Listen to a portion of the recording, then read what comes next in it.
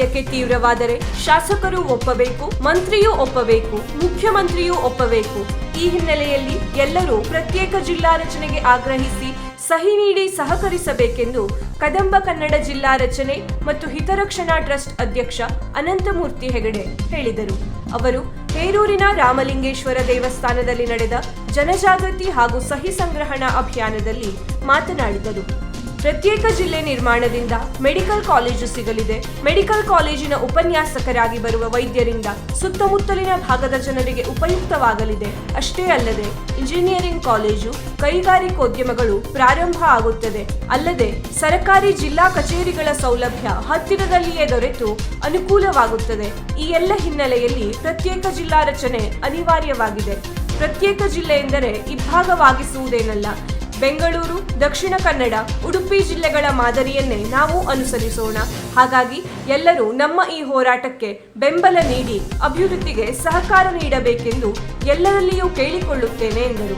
ಈ ವೇಳೆ ಕದಂಬ ಕನ್ನಡ ಜಿಲ್ಲಾ ಟ್ರಸ್ಟ್ ಸಂಚಾಲಕ ಎಂಎಂ ಭಟ್ ಕಾರೇಕೊಪ್ಪ, ಸ್ಥಳೀಯ ಸಂಚಾಲಕ ಕಮಲಾಕರ್ ನಾಯ್ಕ್ ಹೇರೂರು, ಶ್ರೀ ಸಿದ್ಧಿವಿನಾಯಕ ದೇವಸ್ಥಾನ ಆಡಳಿತ ಕಮಿಟಿ ಅಧ್ಯಕ್ಷ ನರಸಿಂಹಮೂರ್ತಿ ಹೆಗಡೆ, ಜಿಲ್ಲಾ ಪಂಚಾಯತ್ ಮಾಜಿ ಸದಸ್ಯ ಎಂಜಿ ಹೆಗಡೆ ಗೆಜ್ಜೆ, ಧರ್ಮಸ್ಥಳ ಗ್ರಾಮಾಭಿವೃದ್ಧಿ ಸಂಘ ತಟ್ಟಿಕೈ ಒಕ್ಕೂಟದ ಅಧ್ಯಕ್ಷ ಶಂಕರಗೌಡ ಸರ್ಕುಳಿ, ರಾಮಾಂಜನೇಯ ದೇವಸ್ಥಾನದ ಆಡಳಿತ ಮಂಡಳಿ ಅಧ್ಯಕ್ಷ ಗಣೇಶ್ ಹೆಗಡೆ, ಅಣಲೇಬೈಲ್ ಗ್ರಾಮ ಪಂಚಾಯತ್ ಅಧ್ಯಕ್ಷ ರಾಜೀವ್ ಭಾಗವತ್, ಎಂಎಸ್ ಹೆಗಡೆ ಅಣಲೇಬೈಲ್, ಗಣಪತಿ ಭಟ್ ಹೊಸ್ತೋಟ ಸೇರಿದಂತೆ ಮತ್ತಿತರರು ಉಪಸ್ಥಿತರಿದ್ದರು.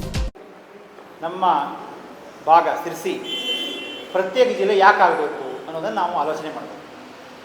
ಸುಮ್ಮನೆ ಏನು ಹೇಳ್ತಾ ಇರುವಂಥದ್ದು ಯಾವುದೋ ಉದ್ದೇಶ ಇದೆ. ನಾನು ಹಿಂದೆ ಶಿರ್ಸಿಯಿಂದ ಕಾರವಾರದವರೆಗೆ ಪಾದಯಾತ್ರೆ ಮಾಡಿದಾಗ ಮತ್ತು ಬೆಳಗಾವಿ ಅಧಿವೇಶನ ನಾವು ಹೋಗಿ ಪ್ರತ್ಯೇಕವಾದಂತಹ ನಮಗೆ ಸೂಪರ್ ಸ್ಪೆಷಾಲಿಟಿ ಆಸ್ಪತ್ರೆ ಕೊಡಿ. ಇವತ್ತಿನ ಏನಾಗ್ತಾ ಇದೆ, ಬಡವ್ರ ಹಣ ಎಲ್ಲ ಆಸ್ಪತ್ರೆ ಖರ್ಚಾಗ್ತಾ ಇದೆ. ಏನೋ ಒಂದು ಕಾಯಿಲೆ ಬಂತು, ಯಾರೋ ಒಬ್ಬರ ಮನೆ ಹಾರ್ಟ್ ಅಟ್ಯಾಕ್ ಆಯಿತು, ಏನೋ ಕಿಡ್ನಿ ಪ್ರಾಬ್ಲಮ್ ಆಯಿತು, ಲಿವರ್ ಪ್ರಾಬ್ಲಮ್ ಆಯಿತು, ಅದು ಕ್ಯಾನ್ಸರ್ ಬಂತು ಅಂದರೆ ಎಲ್ಲ ದುಡ್ಡನ್ನು ತೊಗೊಂಡೋಗಿ ನಾವು ಮಂಗಳೂರಿಗೆ ಸುರಿಬೇಕು. ಹೌದಾ? ಇದು ಈ ಸಮಸ್ಯೆ ನಿವಾರಣೆ ಆಗಬೇಕು ಅಂತಂದರೆ ನೀವೆಲ್ಲ ಮಂಗಳೂರಿಗೆ ಹೋಗಿರ್ತೀರಿ ಒಂದಿಲ್ಲ ಒಂದು ಕಾರಣಕ್ಕಾಗಿ. ನಮಗೊಂದು ಸೂಪರ್ ಸ್ಪೆಷಾಲಿಟಿ ಆಸ್ಪತ್ರೆ ಬೇಕು ಸಿರ್ಸಿಯಲ್ಲಿ ಅಂತೇಳಿ ನಾನು ಹೋರಾಟ ಮಾಡ್ತೇನೆ. ಆಗ ಸರ್ಕಾರ ಹೇಳಿದ ಒಂದೇ ಮಾತು, ಒಂದು ಜಿಲ್ಲೆಗೆ ಒಂದೇ ಮೆಡಿಕಲ್ ಕಾಲೇಜು ಮತ್ತು ಒಂದೇ ಆಸ್ಪತ್ರೆ ಕೊಡಲಿಕ್ಕೆ ಸಾಧ್ಯ ಇದೆ. ಈಗ ಅದನ್ನು ಕಾರವಾರದಲ್ಲಿ ಮಾಡಿದ್ದಾರೆ. ಈಗ ಆಲ್ರೆಡಿ ಉಂಟು. ಕಾರವಾರದ ಜಿಲ್ಲಾ ಕೇಂದ್ರದಲ್ಲಿ ಮೆಡಿಕಲ್ ಕಾಲೇಜು ಇದೆ ಮತ್ತು ಅಲ್ಲೇ ಸೂಪರ್ ಸ್ಪೆಷಾಲಿಟಿ ಆಸ್ಪತ್ರೆ ಅಲ್ಲೇ ಮಾಡ್ತಾ ಇದ್ದಾರೆ. ನಾವೇನು ಕೇಳ್ತಾ ಇದ್ದೇವೆ ಅಂದರೆ ಶಿರ್ಸಿಗೆ ಒಂದು ಮೆಡಿಕಲ್ ಕಾಲೇಜ್ ಕೊಡಿ. ಒಂದು ಮೆಡಿಕಲ್ ಕಾಲೇಜ್ ಕೊಟ್ಟಾಗ, ಸರ್ಕಾರದ ಮೆಡಿಕಲ್ ಕಾಲೇಜ್ ಬಂದಾಗ 70ರಿಂದ 80 100 ಜನರವರೆಗೂ ಕೂಡ ಉತ್ತಮ ಡಾಕ್ಟ್ರುಗಳು ಪ್ರೊಫೆಸರ್ಗಳಾಗಿ ಬರ್ತಾರೆ, ಪಾಠ ಹೇಳ್ಕೊಡಕ್ಕೆ ಬರ್ತಾರೆ. ಆ ಪಾಠ ಹೇಳ್ಕೊಡಕ್ಕೆ ಬಂದಂತಹ ಡಾಕ್ಟ್ರುಗಳು ಆ ಊರಿನ ಸೇವೆ ಸಿಗ್ತಾರೆ. ಮತ್ತು MBBS ಓದಿದ ವಿದ್ಯಾರ್ಥಿಗಳು ಒಂದು 20% 10% ವಿದ್ಯಾರ್ಥಿಗಳು ಇಲ್ಲೇ ವಾಸ ಇದ್ದರೆ ಇಲ್ಲಿ ಎಲ್ಲ ಆಸ್ಪತ್ರೆಗೂ ಕೂಡ ನಮ್ಮ ಡಾಕ್ಟರ್ಗಳು ಸಿಗ್ತಾರೆ ಅನ್ನುವಂಥದ್ದು ಒಂದು ವಿಚಾರ. ಮತ್ತು ನಮ್ಮ ಭಾಗದಲ್ಲಿ ನೋಡಿ, ಇಂಜಿನಿಯರಿಂಗ್ ಕಾಲೇಜ್ ಇಲ್ಲ, ಯಾವುದೇ ರೀತಿ ದೊಡ್ಡ ಫ್ಯಾಕ್ಟ್ರಿಗಳಿಲ್ಲ. ಸರ್ವತೋಮುಖ ಅಭಿವೃದ್ಧಿ ಆಗಬೇಕು ಅಂತಂದರೆ ನಮಗೆ ಎಲ್ಲವೂ ಕೂಡ ಇಲ್ಲೇ ಸಿಗಬೇಕು. ಮತ್ತು ಒಂದು ಪೊಲೀಸ್ ವೆರಿಫಿಕೇಷನ್ ಇರ್ಬೋದು, ಒಂದು ಆಯುಷ್ಮಾನ್ ರೆಫರಲ್ ಕಾರ್ಡ್ ಸಹಿ ಹಾಕಿಸಲಿಕ್ಕೆ ನಾವು ಯಾರೋ ಮಂಗಳೂರು ಆಸ್ಪತ್ರೆಗೆ ಹೋದರೆ ನಾವು ಅದನ್ನು ಕಾರವಾರಕ್ಕೆ ಹೋಗಬೇಕಾಗಿದೆ. ಈ ಎಲ್ಲ ತೊಂದರೆಯೂ ಕೂಡ ಇರ್ತದೆ. ಅದರಿಂದ ಪ್ರತ್ಯೇಕವಾದಂಥ ಒಂದು ಜಿಲ್ಲಾ ಕೇಂದ್ರ ನಮಗೆ ಕೊಡಿ ಅಂತ ಕೇಳ್ತಾ ಇದ್ದೇವೆ.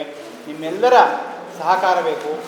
ನಮ್ಮ ಕಮಲಾಕರ ನಾಯ್ಕ ಅವರು ಪ್ರತಿ ಮನೆಗೂ ಕೂಡ ಬರ್ತಾರೆ, ಆಯಿತಾ? ಮುಂದಿನ ಭವಿಷ್ಯಕ್ಕಾಗಿ, ಮಕ್ಕಳ ಭವಿಷ್ಯಕ್ಕಾಗಿ ನಾವು ಮಂಗಳೂರಿನ ಆಸ್ಪತ್ರೆ ಹೋಗೋ ತಪ್ಪಲಿಕ್ಕೆ, ಸುಸಜ್ಜಿತವಾದ ಆಸ್ಪತ್ರೆ ಇಲ್ಲೇ ಇರಲಿಕ್ಕೆ, ವಿವಿಧ ಕೈಗಾರಿಕೆಗಳು ಇಲ್ಲೇ ಬರಲಿಕ್ಕೆ, ಸರ್ವತೋಮುಖ ಅಭಿವೃದ್ಧಿ ನಮ್ಮ ಸಿರ್ಸಿ ಆಗಬೇಕು, ನಮ್ಮ ಭಾಗ ಆಗಬೇಕು ಅಂತಂದರೆ ಪ್ರತ್ಯೇಕವಾದಂತಹ ಜಿಲ್ಲಾ ಕೇಂದ್ರ ಅನಿವಾರ್ಯ. ಜಿಲ್ಲಾ ಕೇಂದ್ರದಿಂದ ಏನೂ ಕೂಡ ನಾವು ಹೊಡೆದಂಗಾಗಿಲ್ಲ. ನೋಡಿ, ಮೊದಲು ಬೆಂಗಳೂರು ಒಂದೇ ಇತ್ತು, ಕೊನೆ ಬೆಂಗಳೂರು ಗ್ರಾಮಾಂತರ ಅಂತ ಬೇರೆ ಮಾಡಿದ್ರು, ಬೆಂಗಳೂರು ಅರ್ಬನ್ ಅಂತ ಬೇರೆ ಮಾಡಿದ್ರು. ಈ ಮೊದಲು ಹುಬ್ಬಳ್ಳಿ ಧಾರವಾಡ ಮಹಾನಗರ ಪಾಲಿಕೆ ಒಟ್ಟಿಗೆ ಇತ್ತು. ಮೊನ್ನೆ ಎರಡು ಇದ್ದಕ್ಕಿದ್ದ ಬೇರೆ ಆಯಿತು. ನಾವು ಪ್ರತಿಭಟನೆ ಮಾಡಬೇಕು, ಪಕ್ಕದವರು ಪ್ರತಿಭಟನೆ ಮಾಡ್ತಾಯಿದ್ರು.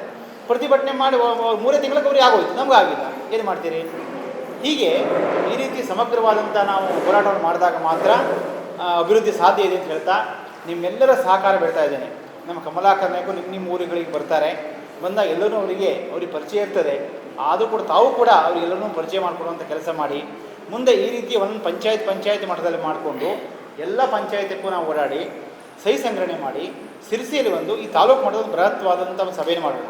ಅದಾದ ನಂತರ ನೇರವಾಗಿ ಮುಖ್ಯಮಂತ್ರಿ ಬಳಿಗೆ ಹೋಗಿ ಕೂತ್ಕೊಂಡು ಇಷ್ಟು 1000 ಜನನ, ಇಷ್ಟು ಲಕ್ಷ ಜನ ಪ್ರತ್ಯೇಕವಾದಂತಹ ಜಿಲ್ಲೆ ಬೇಕು ಅಂತ ಕೇಳ್ತಾ ಇದ್ದಾರೆ, ಕೊಡಲೇಬೇಕು ಅಂತೇಳಿ ನಾವು ಅಲ್ಲಿ ಧರಣಿ ಮಾಡಿದಾಗ ಖಂಡಿತವಾಗಿ ಅದು ರಾಷ್ಟ್ರ ಮಟ್ಟದಲ್ಲಿ ರಾಜ್ಯ ಮಟ್ಟದಲ್ಲಿ ಗಮನ ಸೆಳೆಯುತ್ತೆ ಅನ್ನುವಂಥದ್ದು ನಮ್ಮ ಭಾವನೆ. ರಾಜಕಾರಣಿಗಳು ಅಷ್ಟೇ, ನಾವು ಕೇಳ್ದಕ್ಕೆ ಏನಂತಾರೆ, ನೋಡು 14 10 ಜನ 20 ಜನ 100 ಜನ ಹೇಳಿದ್ರೆ ಸಾಧ್ಯ ಇಲ್ಲ. ಇದಕ್ಕೇನಾಗಬೇಕು ಅಂತಂದರೆ ಜನಾಭಿಪ್ರಾಯ ರೂಪುಗೊಳ್ಳಬೇಕು. ಜನಾಭಿಪ್ರಾಯ ರೂಪುಗೊಳ್ಳೋದು ಹೆಂಗೆ ಅಂತಂದರೆ ಈ ರೀತಿ ಮನೆಗೂ ಕೂಡ ಕರಪತ್ರಗಳನ್ನು ಕೊಡೋದ್ರ ಮುಖಾಂತರವಾಗಿ ಸಂಘಟನೆ ಮಾಡಬೇಕು. ಯಾರು ಸಂಘದಲ್ಲಿ ದುಡಿದಿದ್ದಾರೋ ಅವ್ರಿಗೆ ಗೊತ್ತಿರ್ತದೆ. ಸಂಘಟನೆ ಅನ್ನುವಂಥದ್ದು ಬಹಳ ಪ್ರಮುಖವಾದದ್ದು. RSS ಫಸ್ಟ್ ಪ್ರಾರಂಭ ಆಗಬೇಕಾದ್ರೆ ಒಂದು 15-20 ಜನ ಸೇರ್ಕೊಂಡು ಮಾಡಿದ್ದಂತೆ. ಇವತ್ತು ಎಷ್ಟು ಲಕ್ಷ ಜನ ಇದ್ದಾರೋ ನಮಗೆ ಗೊತ್ತಿಲ್ಲ. ಹಾಗೆ ಸಂಘಟನೆ ಅನ್ನುವಂಥದ್ದನ್ನು ನಾವು ಮಾಡ್ತಾ ಹೋದಾಗ ಖಂಡಿತ ಯಶಸ್ಸು ಸಿಗ್ತದೆ. ಜನರ ಬಯಕೆ ತೀವ್ರವಾದಾಗ ರಾಜಕಾರಣಿಯೂ ಕೇಳಬೇಕು, MLA ಕೂಡ ಕೇಳಬೇಕು, ಮಂತ್ರಿ ಕೂಡ ಕೇಳಬೇಕು, ಮುಖ್ಯಮಂತ್ರಿ ಕೂಡ ಕೇಳಬೇಕು. ಇದು ಖಂಡಿತ ಆಗೇ ಆಗ್ತದೆ ಅಂತ ಹೇಳ್ತಾ, ಶ್ರೀರಾಮನವಮಿ, ಶ್ರೀರಾಮ ಹುಟ್ಟಿದಂಥ ಒಂದು ಪುಣ್ಯ ದಿವಸ, ಈ ಒಂದು ಶುಭ ಮುಹೂರ್ತದಲ್ಲಿ ನಾವು ಈ ಒಂದು ಕಾರ್ಯಕ್ರಮವನ್ನು ಚಾಲನೆ ಕೊಟ್ಟಿದ್ದೇವೆ. ತನ್ನ ಮೂಲಕ ಆದಷ್ಟು ಶೀಘ್ರವಾಗಿ ಪ್ರತ್ಯೇಕವಾದಂತಹ ಜಿಲ್ಲೆ ನಮಗೆ ಸಿಗಲಿ, ಕಾರವಾರಕ್ಕೆ ಅರಿಯುವಂತಹ ಒಂದು ಕಷ್ಟ ನಮ್ಗೆ ತಪ್ಪಲಿ, ಪ್ರತ್ಯೇಕವಾದ ಇಂಜಿನಿಯರಿಂಗ್ ಕಾಲೇಜ್ ಆಗಲಿ, ಮೆಡಿಕಲ್ ಕಾಲೇಜ್ ಆಗಲಿ ಎಲ್ಲವೂ ಕೂಡ ಆಗಲಿ ಅಂತ ಹೇಳ್ತಾ, ವೀಕ್ಷಕ ಮಹಾಪ್ರಭುಗಳೇ, ನಮ್ಮ ಚಾನಲ್ ಅನ್ನು ಸಬ್ಸ್ಕ್ರೈಬ್ ಮಾಡಿ, ಶೇರ್ ಮಾಡಿ, ಪ್ರೋತ್ಸಾಹಿಸಿ.